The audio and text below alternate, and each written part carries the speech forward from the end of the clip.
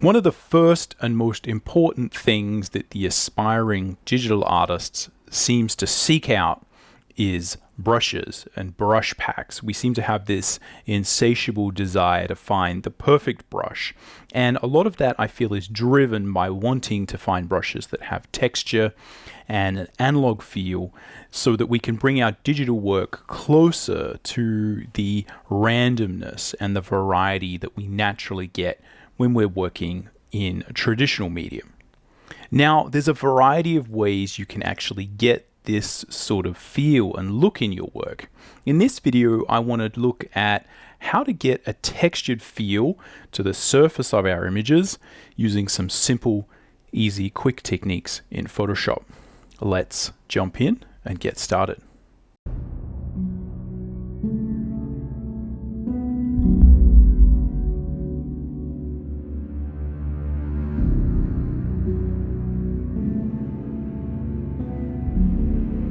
Alright, so my name is Mcburnie. I've been a professional artist for 20 years and a professional drawing teacher for 10 years, and I'm here to help you draw cool stuff from your imagination and master the craft of line and color illustration. Now, the reason that we might want to add texture is that it gives the work a more cohesive look. This is one of the most important things that I find, and I think this is sort of linked to our desire for that traditional media look.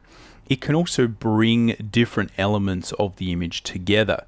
This effect also can really suit some projects that might require that sort of grittiness or texture in their subject matter or just the style of the project that you're working on. And it can also be a really easy way to add some sort of quick visual interest and complexity to an otherwise fairly simple image. Now, what we're going to be doing is essentially adding our textures over the top in Photoshop as part of the coloring and grading process. So this is what I would have started with in this image in particular. And if we zoom up again, really what we're dealing with is a very, very simple line and color illustration.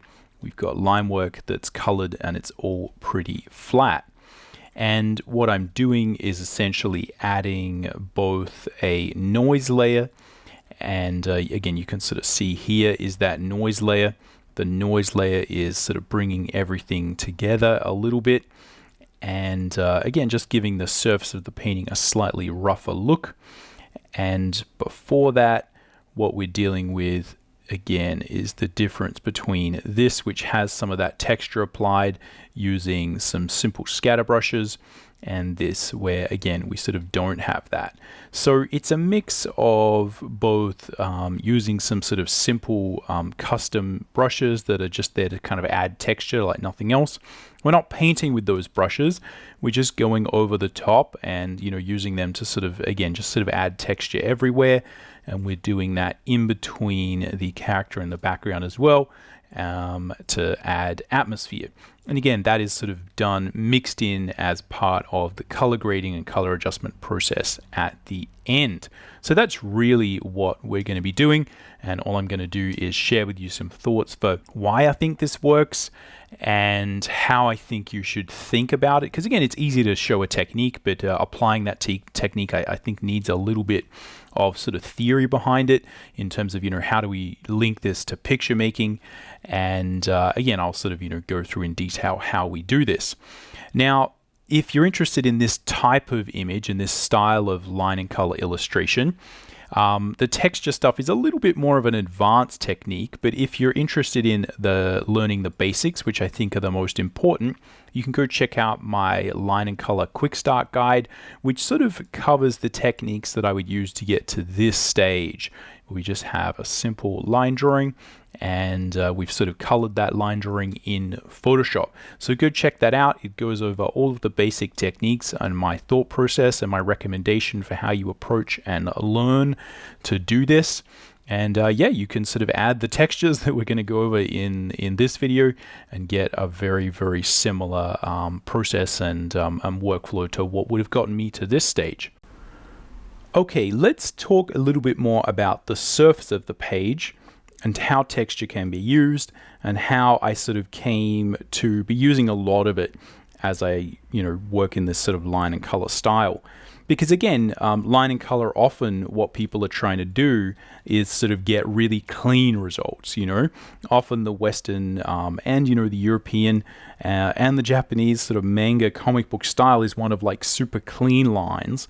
And what we're trying to do is kind of avoid any sort of sketchiness or roughness, right? Because again, when we're working traditionally, we're often trying to remove the feeling of things being kind of rough or too analog, right? What feels professional in those instances is, cleanness, right? Not having any messiness to the line. So again, often what's happening is that we're actually trying to counteract the natural clinical nature of digital art, where we don't have any natural texture or anything. We kind of have to create that and put it in consciously, whereas making things very clean is quite easy digitally.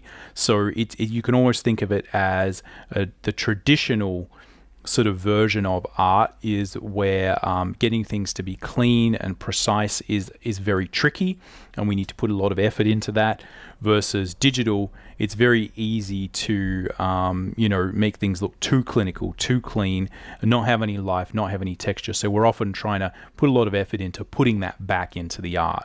Now, again, I sort of started doing this as part of the process that I developed, where I would simply be coloring pencil drawings that I'd scan in, and I made them this sort of sepia tone. And that was really just to get around the technical limitations of what I was dealing with. I always liked the subtlety of pencil art. I didn't want to ink things and add these kind of really harsh lines. It just is not really how my brain personally works. Again, you may be similar. You may have a particular way that, again, you like to draw and you like to create. I kind of like to build things up. And so I would kind of often be doing these pencil drawings. And, some people, again, were trying to avoid the inking phase and, just kind of create pencils, scan them, and adjust the contrast. And that's kind of what I was doing. But again, my goal was not to get things looking clean. My goal was just to kind of create an image that I liked. The process that I developed was one where, again, instead of trying to get rid of all of these little, sort of sketchy bits and pieces, I actually kind of leaned into it.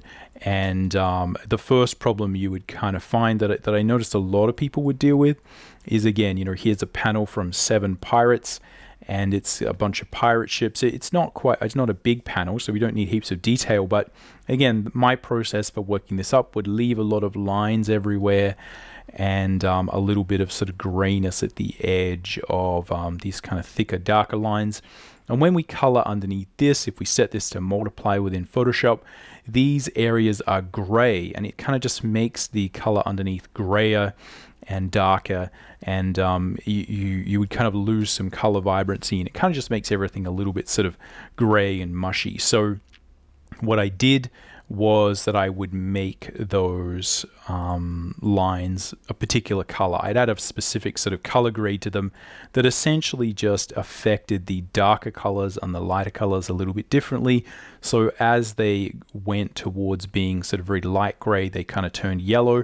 And then when we multiplied those lines on top of, if we can find the page from 7 Pirates there, when we multiplied those colors, those lines onto colors underneath, instead of it kind of going gray, right, it kind of adds a little bit of sort of texture, right, and adds a little bit of color vibrancy. So it kind of bring the colors up in vibrancy, up towards the warm, which is kind of an appealing look.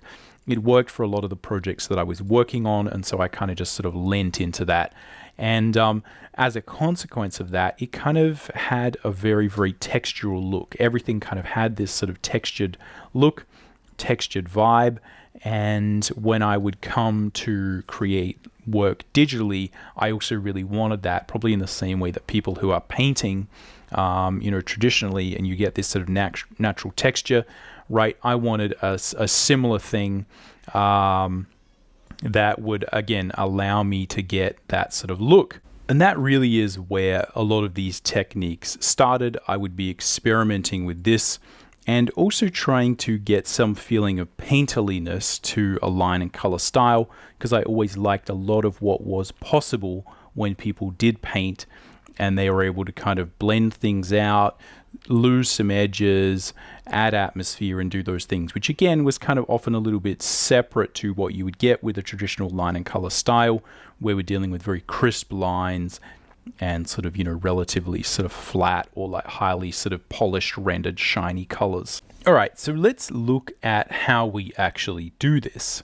Now, we'll come back to these more complicated scenes with multiple layers that separate sort of the foreground from the middle ground, from the background, from the far background. Again, this is a relatively complicated file with a lot of sort of different elements, right? And essentially all of these, you know, different elements here are included on separate layers, and the image allows me to put atmosphere and texture behind those, and that's what allows me to kind of fade things back. But if we look at this from the most basic technique, with a simpler image, we can understand how that's sort of basically functioning. So let's get rid of all this texture, and then we'll kind of add it as we go. So here's what we would begin with. So the idea here is we start with a purely simple line and color with flat color technique. And as part of kind of both adding atmosphere to this image and also adjusting the focal point of the image, the hierarchy of detail, where we basically should look, and the colors that are involved, we can also sort of add texture. And it's done in a variety of ways. You can see here with the background, the file's organized such that we have the character. If we deselect that, so the character is on a separate sort of set of layers to the background. And that allows me, again, below this set of layers here, to put in some texture. And you can see what I've done there is just to put in some texture with a scatter brush. Now, what I mean by a scatter brush is a large textural brush that allows itself to kind of scatter around. So again, this is the one I've got. I've actually included these two brushes, the two main brushes I would use for texture here, in that quick start guide. There's sort of a textured brushes Photoshop set, so you can play around with these ones specifically. But really, it's a matter of just understanding the basic theory, which is that this brush sort of scatters a whole bunch of texture around the place. And this is kind of what it looks like if we set it to a high opacity. This is what's happening. And so all that I'm doing is just sort of essentially adjusting the opacity of that. So we'll set this opacity a lot lower, maybe it's sort of, again, 20. And what I'm able to do then, again, is sort of take, you know, any sort of color, and as I sort of move it around, it's going to put a very sort of soft version of that texture. So it's a mix of a very harsh, sort of, you know, rough texture, but a low opacity. Now, the basic theory here, because again, it's easy to kind of just say, well, let's just spam that around and hope for the best. What I'm trying to do here, especially for instance where I'm dealing with the background, is I'm kind of trying to fade a lot of this stuff here into the background so that the head sort of appears more prominent. Again, it's not just a matter of like adding texture and putting stuff over the top. That's kind of it, but there is more sort of logic to it. And what I'm doing there is I'm kind of mixing these colors. So I'm taking some of the lighter colors and maybe some of the darker colors, and I'm kind of blending them together, right? So basically similar to where you would kind of like blend if you're painting in Photoshop, and you can see that's the difference. If we sort of turn it off, turn it on, again, it's very, very subtle, right? But what it's doing is that is sort of homogenizing these background elements together, and that makes them have less contrast. And when they have less contrast, our eye is less drawn to them. And so thus we are actually more drawn to the character's face, which is what I want, because that is our primary read in this image. So again, it's not a matter of texture. If you add too much texture, that's going to sort of draw our eye to the contrast and the grittiness there. In some images I want that, but in some images what I'm actually trying to do is kind of bring this together, but do it in a slightly more interesting way. Now you could just do this with a big airbrush, but if I do it with a textured brush, again, it gives it a slightly more nuanced look, and it adds all those things we talked about before, such as sort of, again, bringing the image together, adding visual interest, sort of making it feel a little bit less like, again, this sort of very rough color and stuff that I've added. Makes it feel as if that's a little bit more sophisticated than it actually is. So again, that's the first technique. We're actually sort of going to push and homogenize some values and colors and things within the background. And again, it's a similar technique that I would use all over the image to adjust focus by, again, bringing things lower in contrast and sort of, maybe with color adjustments and levels, sort of bringing other things up in contrast. So again, that's often what's happening. I'm bringing the background together and adding atmosphere, but I'm doing it with a textured brush. Now, what else is happening? So the other thing that's sort of happening is this, where I sort of have a different brush here. If we grab that brush, that one is, so this is little brush set. You should have dust particles and the splatter. So the dust particles, again, is a similar kind of scatter brush, but it's not sort of quite so textured. It's really just sort of throwing these chunks of stuff around the place. Again, I forget where I got these brushes. Hopefully they're not from someone's sort of special brush set or anything. I think they're from brush sets that are freely available, but again, they're included in that quick start guide if you want to check them out. And all I'm doing, as you can see, is exactly the same thing. So I'm picking a color from within the image, right? And I'm using that as this kind of like scatter brush. And what that does, again, is it's using sort of painting over the top of the lines, basically. So again, the lines for that character are down there, well below everything else. There we go. So, they're above the lines, they're above everything. And this just, again, adds that sort of texture, adds a slightly sort of gritty look to things. And again, it's important that, again, I'm sort of doing that and picking colors from within the image to allow me to do that. Because again, it makes it feel a little bit more natural. Sometimes I'm picking, again, sort of lighter colors and painting them across darker areas. Sometimes I might be picking a darker color, right, and painting it across sort of the lighter areas of the image. Now, again, if I change anything below these kind of scatterbrush textural layers, the whole thing doesn't work, right? So it's not necessarily a non-linear process. I need to make sure that, again, everything I do before this is kind of pretty close, and so that's where I probably work up from the background to the foreground. Doing that. Now, again, what I'm doing after that is just sort of adjusting the colors and adding a color grade. So again, a couple of techniques there. One is, again, atmospheric texture. The other is this kind of like floating dust particle or big sort of like chunky texture. Again, I'm often doing that with low opacity, and I'm being subtle with it, and I'm being careful, that if I put a big chunk of that texture across the face and it kind of interferes with the eyes or anything, that again, I'll erase that out. I'll like move it around. I'm making sure that it, it's quite specific and it does what I need it to do. Now, the next technique, or I guess the third technique there, is adding a noise layer. And the noise layer, all that is doing is just kind of adding this sort of noise layer that if we set the blending modes correctly and we do it sort of just so, it sort of pushes the noise into that image and kind of makes it just like a little bit lighter, a little bit darker, right, on a very sort of granular level. Now, how do we do that? That's actually pretty simple. What we do, let's make a new layer, right? So new layer there. And what we'll do is we will set that to 50% gray. And I'm just going to go edit, fill. And that's going to fill it with this like just flat 50% gray. Now, the thing with 50% gray is if we set it to overlay, it becomes transparent. And that's really important. What we do then is we actually add the noise.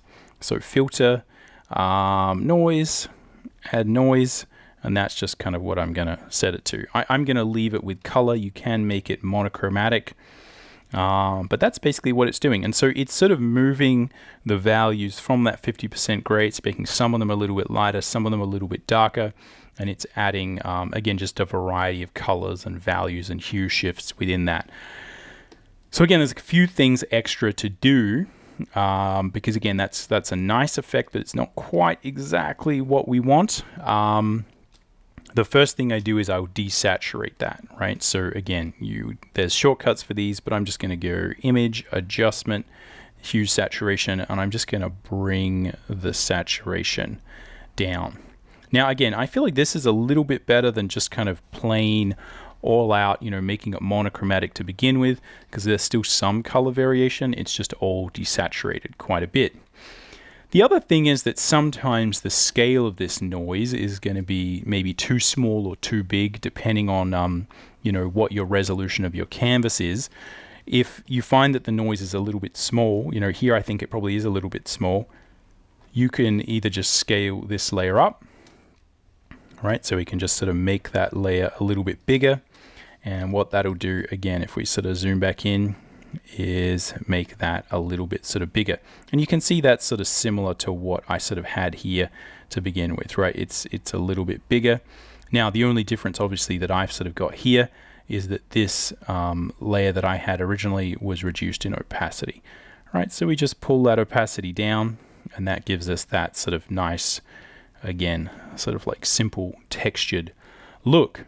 Now, all I would say in addition to that, just as like a little sort of quick tip, is if you have just sort of rezzed this up, right, what you'll probably find is all around here, if you don't kind of have the right sort of crop, non-visible pixels on, then I've got a giant, huge chunk of noise just kind of sitting outside the canvas. And this noise actually takes up a huge amount of space in your file. So, if you do have a giant file and then you just kind of like transform, again, this kind of this noise layer and you make it huge, just understand that is going to make your file huge. A really simple way to do that is just scale it to the size you want. Right, we'll hit Control or the Mac equivalent, and we will just, or we can go, actually, you can go Control A, and that selects all of the canvas. I've got the layer selected. I'm gonna hit Control J, and what that does is it just copies just the pixels that we sort of see there, and now I've got a layer that's just the right size, and I can delete that one, right? So we can now delete that one, and I don't have that. If I go to transform it, again, it's just sort of fit there. So I basically just sort of cut out that layer based on the bounds of the image, and I pasted it there. Again, just I want to mention it because, again, sometimes it's tricky. It's tricky to understand that gradients and noise layers can add huge size to your file, which again just makes, if you put a few of them in there, it means sometimes you just end up with like, gigabytes worth of files for absolutely no reason, right? You can't see it. Anyway, that is the basic technique there. That's sort of what's happening. We make a 50% gray layer. We set that to overlay. We then add noise. We desaturate the noise. We adjust the scale of the layer, and then we adjust the opacity of the layer, and that gives us, again, this sort of texture that overlays on top of everything and kind of, again, brings the image together, homogenizes the image together. You could obviously purchase or create your own texture packs based off paper that might do a similar thing. You could adjust them, again, so that they work in a similar way, adjust them so that they're close to that 50% gray area, set them to overlay or a different blending mode. You can play around with that. I just use noise because it's simple and easy and cheap, and that's what I'm all about with this stuff. So anyway, there you go. That is the basic technique. That's how I get that look. All right, now let's look at some of those slightly more complicated files that are more about sort of giant scenes, etc. And let's look at how that basic same technique plays out. Again, I won't demonstrate it again, but I'll just sort of show you how that kind of works. Again, these are big files, but basically we've got a similar sort of look here, where again I have a bunch of sort of texture and color grading over the top. This is an image, and I always sort of mention this when I sort of show this image, where again I played around with the color adjustment and a lot of those sort of textural effects. I think there was a lot of interest in some of these original shapes that I had that were part of the composition that I kind of lost by sort of grading it all down a little bit. So again, that's a good example of how again, can be really useful to look at old files you've got and see how some of these techniques might affect things. Might be good to try some of this texture on an old image of yours, see whether it kind of works. But yeah, the way I think about it is I have a thumbnail, and you know, that sort of tells me what roughly I should be doing, and then I go about sort of creating the image, and I do a lot of the adjustment and the illustrative stuff where I think about the plan I had and whether that's going to work and how I can adjust colors and push things around. I do a lot of that, including this textual work at the end. But here you can see that what I have is, again, a bunch of different layers here, and I've got if we sort of go here, right, I've got these sort of foreground layers. These foreground characters are on sort of here, and it's in between these and the layer underneath that I put a lot of that atmosphere and texture. And again, this is just very sort of soft, like building it up, adjusting it, but that's what gives us that feeling of again, atmosphere and sort of depth, even though we've got a fairly simple line and color image. And that process is just repeated the further back we go. Now, it's important to understand that these things build up, so you do have to think about it. You don't want to put heaps and heaps of texture and atmosphere on your sort of far distant layers, because what will happen anyway is that the more you sort of add on top of everything will kind of push that back. So it's really a matter of thinking about the hierarchy of what you want to be in front, what you want to be behind, and how you can think about again, adjusting those colors and adjusting that atmosphere, and does that affect things. Again, you do have to experiment with this process like any sort of process, but that's basically it. It's the same kind of idea, just on a larger scale, and we're just pushing the image around and adjusting it as we go. So the last thing I want to talk about is just why I think this is sort of important. Now, if we look at sort of different things that I did over the years, if we look at sort of a page from my sort of like Ara comic, what you tend to find is that, again, when we're printing something, you can often get away with having a little bit of kind of messiness, and the surface of the painting, surface of the work can be a little bit kind of rougher, because the printing process itself will kind of squish everything down. It will add a surface and a texture to everything by default. So because the printing process kind of gets rid of a lot of these sort of super harsh edges, and it kind of again homogenizes the image both from a tonal point of view and a color point of view by default. I think that going forward, thinking about the surface of the painting and the page a little bit more is going to be really, really key, because we have to control a lot of these things as digital artists. And the more print goes away and the more people will be reading comics like this on their iPad, the more we have to think about getting many of those subtleties to work for us, as opposed to, you know, maybe often what we'd have to do is sort of push the contrast and push the sharpness of everything, because we know it's going to get sort of damaged a little bit and pushed back as it gets printed. So again, as we move forward into the the digital age, where we're going to probably see more people reading and consuming stuff on high resolution iPads and tablets, high resolution screens, it's not impossible to understand that, or it's not impossible to anticipate that people will be reading very, very high resolution things on screens going forward, and that will be able to sort of show a lot of texture and a lot of nuance that way in the future. In fact, I think it will be important, because print just won't be able to compete with the color vibrancy you'll get with modern high-res, sort of 16K plus screens with high dynamic range The range of colors that they can reproduce is going to be really, really immense and really, really important to art going forward. So think about how you can adjust the surface of the page and maybe, again, learn something that we've sort of learned from those kind of like older techniques, and see if we can kind of bring some of them forward. The basic idea is that, what I used to have to do, again, for that Ara comic, is I'd probably have to push a lot of the contrast past the point where it would look good on screen. On screen, it would be like, oh, that's too much contrast.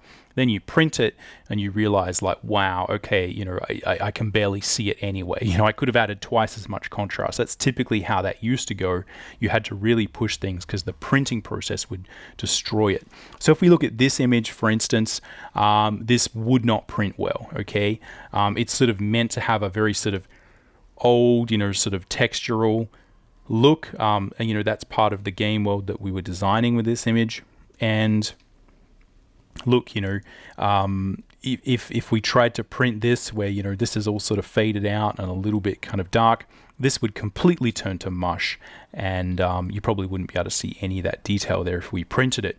So again, I think going forward, what we're going to have to consider is not just sort of digital versus print, but also, digital versus modern, super high res, high dynamic range digital.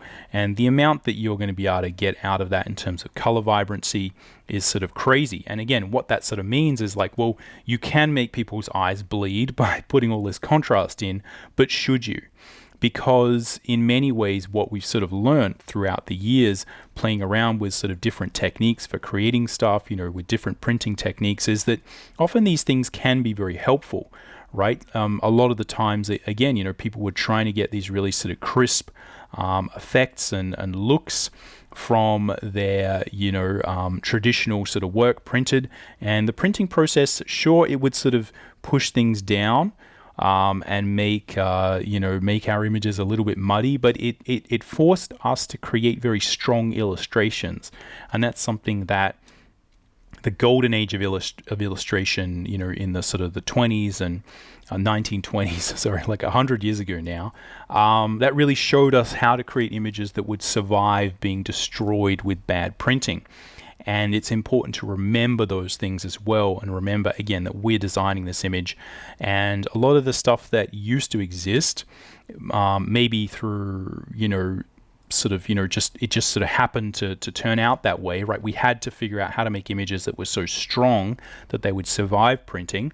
There's a lot of knowledge there, right? There's a lot of wisdom there that, again, we still use today, even though today often the task is to kind of maybe push the image down a little bit more, make it more subtle, because, again, we have unlimited colors that we can choose, and to add in some of that texture and vibrancy and nuance and randomness and organicness and that analog feel, right? That, again, is some people might view that as being nostalgic and idealistic, but again, I think there's fundamental truth there about how the eye functions and what people like to look at and how easy it is to look at, where, again, you don't always want to make it hyper crisp, hyper bright, hyper colorful, right? It's got to fit the mood of what you want. So anyway, I think it's really key to consider these things and think about what sort of surface of your page you want. How do you want to go about it? Again, you could use this technique. You could use a modified version of this technique that I've shown you. You could, again, just kind of search for brushes that you would use to put in the flat colors that might automatically give you some of that. What I like is simple, effective, cheap, easy solutions to these things, because I'm more interested in the story and the narrative and the intent behind the image, as opposed to, again, fancy brushwork and that sort of stuff, because that's just the style that I'm into, the line and color style. If that style is something you're interested in developing and learning further, go check out my quick start guide, which goes over the basics, how to get the fundamental lines and think about composition, think about thumbnailing, how that applies to even very simple images like the one I include in the quick start tutorial. You can also get my brushes that I use for that simple technique, and also the ones, as I said here, that will help you get the same sort of textural effects. So go check that out if that's something you're interested in. Again, it's free. and it should teach you the basics, which are the most important, right? The surface stuff is important, but the basics are what will get you there, and those are often the things that really are at the core of whether or not your image is, getting the right feeling or not, whether it's successful or not. The textual stuff is important because of the things I've mentioned, and I think it'll be, important to consider those things as we go forward. And I think doing it this way, again, is a really easy, simple technique, and it sort of avoids us needing to go looking for a million brushes and, really sort of hyper-focusing on, again, trying to get that sort of natural feel. I think the most important thing to think about is the intent and the narrative and the story and the emotion and the character behind your images. That's what will make the difference. I feel like that's what people really care about. Anyway, that's all I've got. Thanks for hanging out and talking about drawing and comics with me. We'll catch you around. Happy drawing.